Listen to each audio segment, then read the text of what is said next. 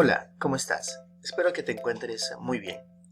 Hoy vamos a conversar acerca del plano cartesiano.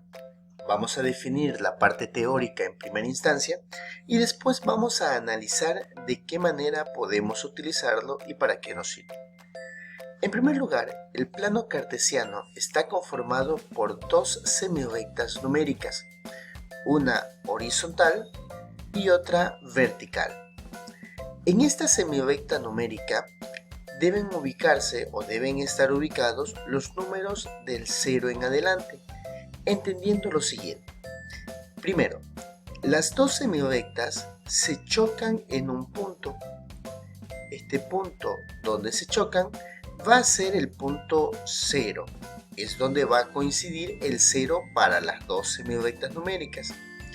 Si este es el 0, vamos a comenzar a trabajar con la que está horizontal. Se entiende que acá debo colocar yo 1, 2, 3, 4, 5, 6, 7 y que puedo continuar ubicando los números que necesite.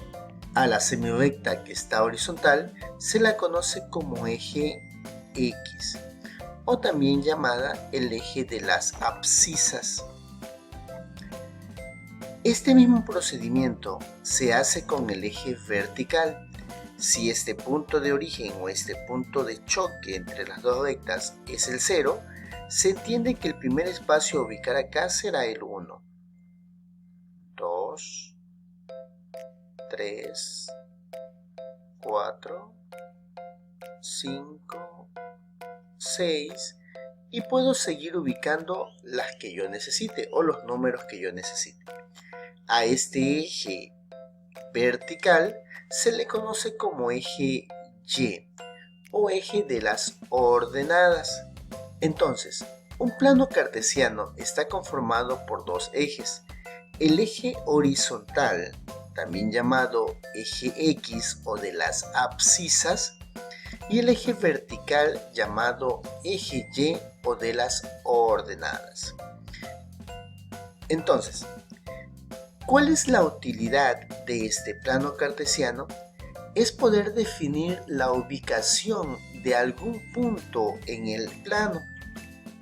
Vamos a poner un ejemplo.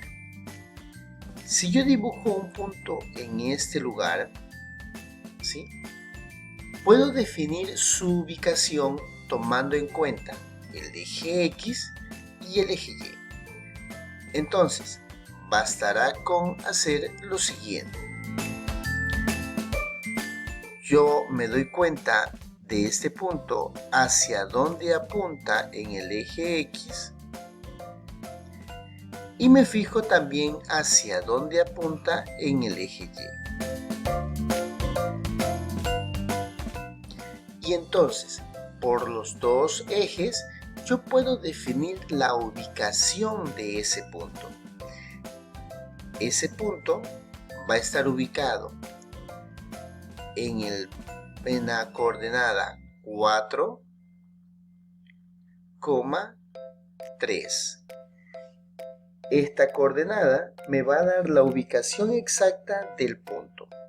En esta coordenada yo primero debo escribir el valor de X, y luego el valor de Y, entre paréntesis. Tomando el mismo criterio, verifiquemos. Si yo dibujo un punto en este lugar, veamos cuál sería la ubicación. Mismo procedimiento. Defino cuál es su lugar en el eje X y defino cuál es su lugar en el eje Y. Y entonces puedo escribir la coordenada que define este punto. Como ya lo hemos indicado, primero X y luego Y. El valor de X en este caso vendría a ser 2. Y el valor de Y vendría a ser 6. De tal forma que su coordenada sería 2,6.